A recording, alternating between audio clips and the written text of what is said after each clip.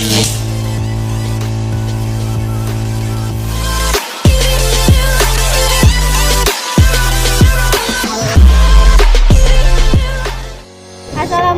warahmatullahi wabarakatuh.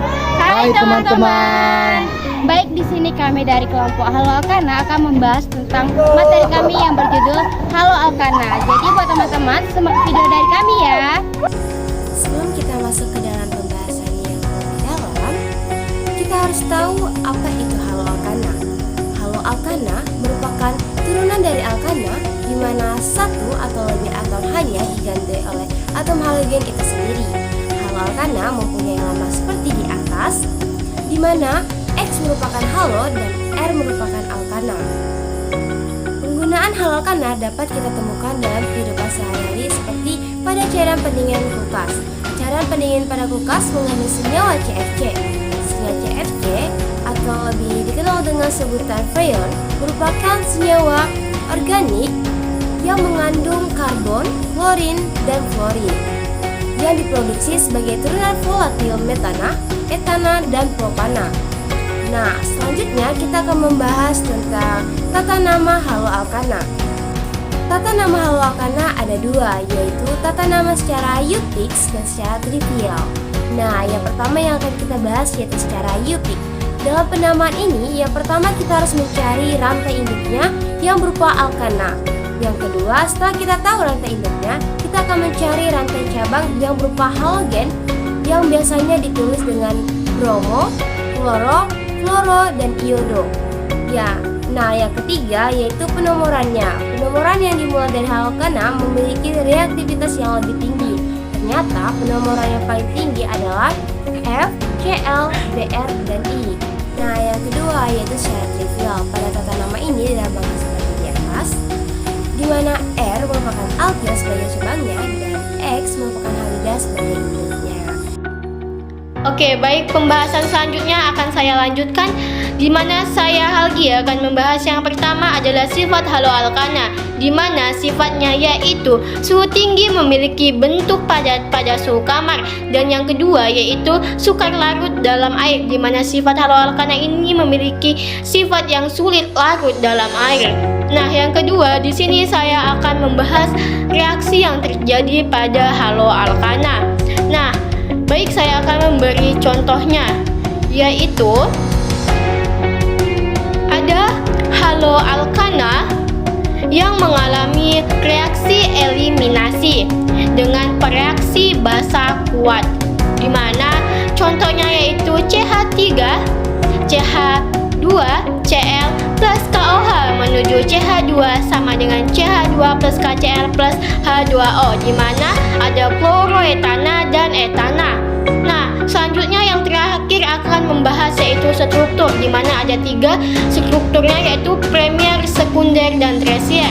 Yang pertama ada primer. Primer adalah senyawa halo alkana di mana terdapat dua atom H yang terikat dengan atom C yang memiliki ikatan atom halogen.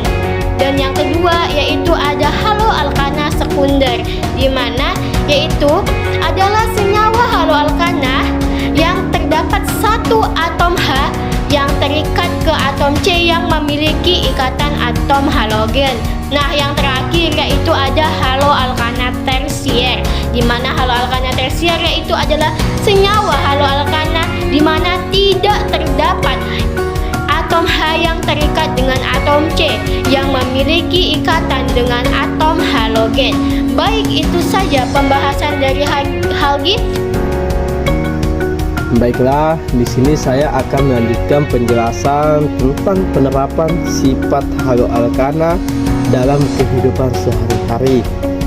Yang saya akan bahas adalah pada kulkas. Nah, pada kulkas, gas freon yang melewati beberapa tahapan, mulai dari yang pertama yaitu kompresor, lalu ke kondensor, dan ke filter pipa kapiler, lalu ke evaporator. Nah, selanjutnya kompresor.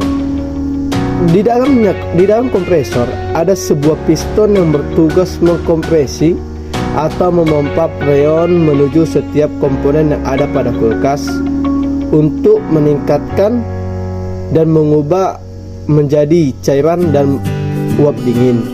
Nah, freon yang berbentuk gas dipompa menuju kondensor. Nah, pada kondensor, gas freon yang bertekanan tinggi selanjutnya diubah menjadi cair. Jika dipegang, dinding kondensor akan terasa hangat. Cairan freon yang bertekanan tinggi disaring melewati filter tekanan tinggi.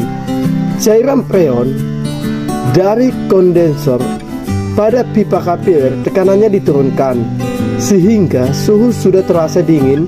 Selanjutnya cairan freon diteruskan ke evaporator yang ada pada kulkas untuk menguapkan suhu dingin ke dalam bagian yang ada pada kulkas. Nah, seperti yang saya bilang tadi, di evaporator ini berfungsi menguapkan suhu dingin ke ruangan kulkas. Setelah keluar freon akan kembali berwujud gas, dan begitulah seterusnya terjadi berulang-ulang pada kulkas sehingga dapat terjadi pendinginan pada kulkas, baik kulkas satu pintu maupun dua pintu. Nah, sampai di sini sudah paham kan bagaimana proses sirkulasi freon pada kulkas? Jadi, air dapat membeku akibat uapan dingin evaporator mengubah suhu air hingga melewati titik beku air yang berkisar 0 derajat Celcius. Nah, sekian dan terima kasih pembahasan dari saya.